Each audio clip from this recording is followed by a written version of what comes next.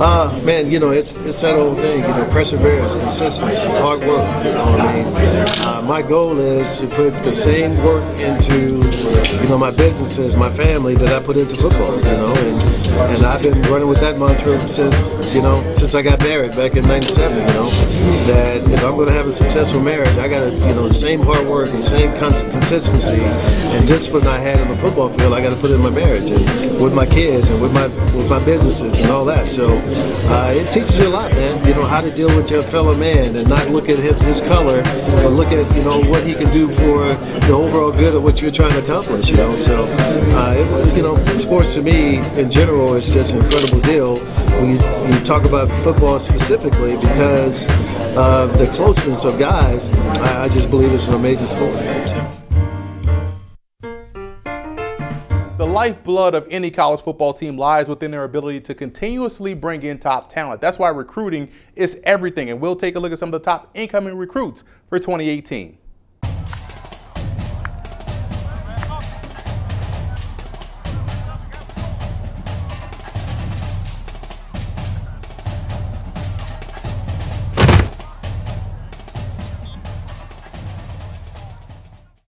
The Bethune-Cookman Wildcats signed 25 prospects this offseason, 12 of which were JUCO players, and I wanted to focus on one of the high schoolers and tight end Albert Fuller III. You can see why head coach Terry Sims wanted to bring him into the fold. Fuller has a lot of upside as an H-back tight end prospect at the next level, and what he has is what you can't coach: toughness, hands, aggressiveness. Now, he'll smooth out his route running and the other nuances of the position as he gets to coaching at Bethune-Cookman, but he'll become a problem for opposing MEAC defenses down the line.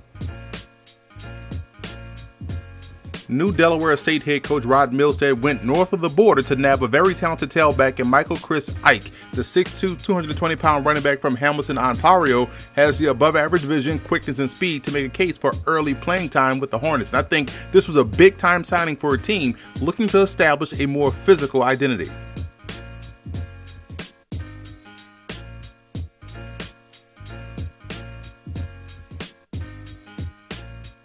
Staying in the backfield with the Florida A&M Rattlers as they go to my hometown, New Orleans, Louisiana, to grab Eddie Tillman from McDonough 35 High School. Now, he's a slasher that shows the ability to hit his top-end speed pretty quickly and maintain that top end for the duration of the play. He fits the mold of what new head coach Willie Simmons likes in his tailbacks. Think back to how Jonta Abear was utilized back at Prairie View A&M. That's how I envision Tillman being integrated into this Rattler offense.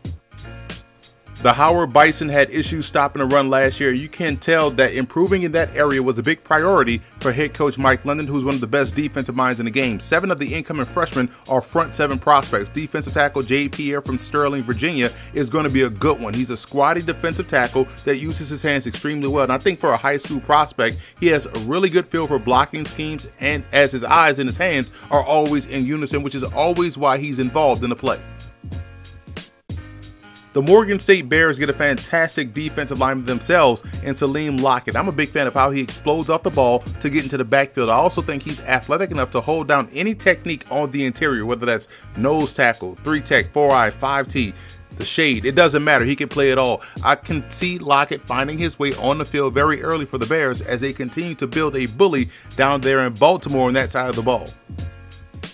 I know Norfolk State head coach Latrell Scott is excited to bring in a prospect of the caliber of quarterback DeAndre Thomas. This kid has special written all over him. He's a classic drop-back passer with excellent athleticism, showing the ability to make accurate throws from the pocket and out on the perimeter. He plays with a certain level of calmness in this game, and if he can come in and get up to speed pretty quickly with that playbook, he has a chance to compete for a starting job or at least see significant playing time this season.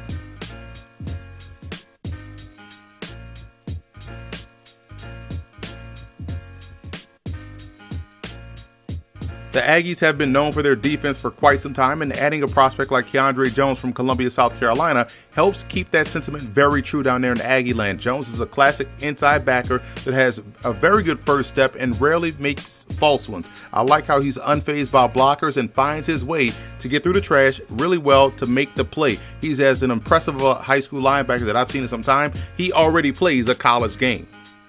For me, it's always about can you score and can you take the ball away. North Carolina Central's Marquise Nelson can do just that. He's 6'1", 170. He's a free safety prospect with top-level ball skills, and by the time he's done at Central, he'll be up to about 190 pounds without losing that fluidity on the back end that makes him a special player. Nelson also isn't afraid to run up and lay the pads on a ball carrier as well.